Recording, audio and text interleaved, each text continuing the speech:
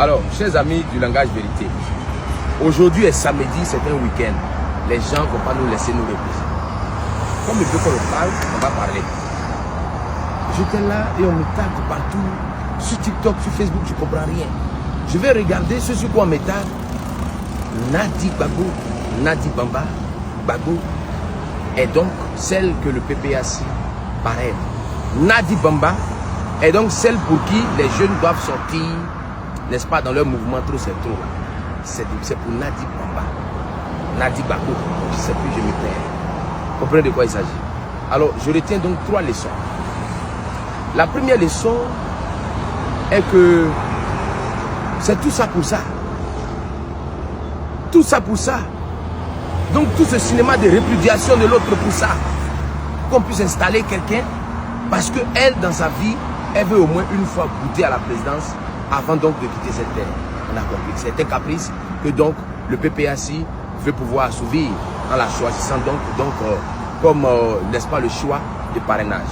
Mais la première leçon, c'était pas ça.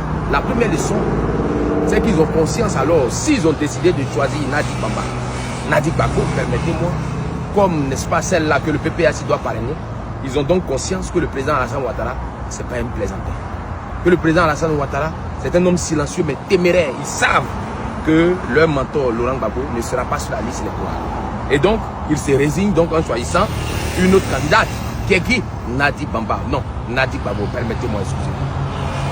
La deuxième leçon que je retiens est que le PPAC, comme à son habitude, a fait le choix de la complaisance amoureuse en lieu et place du mérite avec Awa Domelo.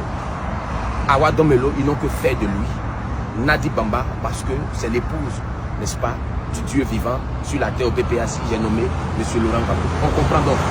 Le PPAC est toujours dans cette logique. On ne leur en veut pas pour ça. La dernière leçon que je veux tirer est que tout ça pour ça. Alors, tout ce cinéma de trop c'est trop, de front commun, donc le PDCI de Tidiane Thiam a décidé de se mettre sous le parapluie du PPAC pour une épouse, pour qu'une épouse soit candidate du front commun. Franchement, vraiment, où cette opposition est en train de partir, je ne sais plus. Alors, où sont donc ces vieillards, comme les Hubert Oulaï, ces vieillards, comme les Assouadou, ces vieillards, comme les Tchédé, ces vieillards, comme les Émile Bilolou, où sont-ils? Où sont donc ces jeunes, comme les Stéphane Dipré, où sont ces jeunes, comme le maire de Lakota, pour que ce soit une Nadi Bamba, non, excusez-moi, Nadi Gbagbo, qui soit donc la candidate et le choix, n'est-ce pas, du PPAC. Et ça, des jeunes comme les Steve Beko, le fameux être le plus intelligent du PPAC, vont faire cette promotion. Non, elle est notre choix B. Si vous parlez de choix B, c'est parce que vous êtes conscient que le président Alassane Ouattara, ce n'est pas un plaisantin. Ce gars-là, il ne sera pas sur la liste électorale, il le sait. Il n'y a pas quelqu'un qui le connaît plus que le président Laurent Gbagbo. Il n'y a pas quelqu'un qui connaît le président Alassane Ouattara que Laurent Gbagbo. Il était opposant en 90, il sait ce qui s'est passé.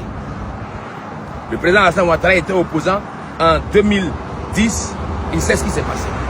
Et aujourd'hui, il est président, il sait ce qui peut se passer s'il s'entête. Ce ne sont pas des enfants, ils sont conscients.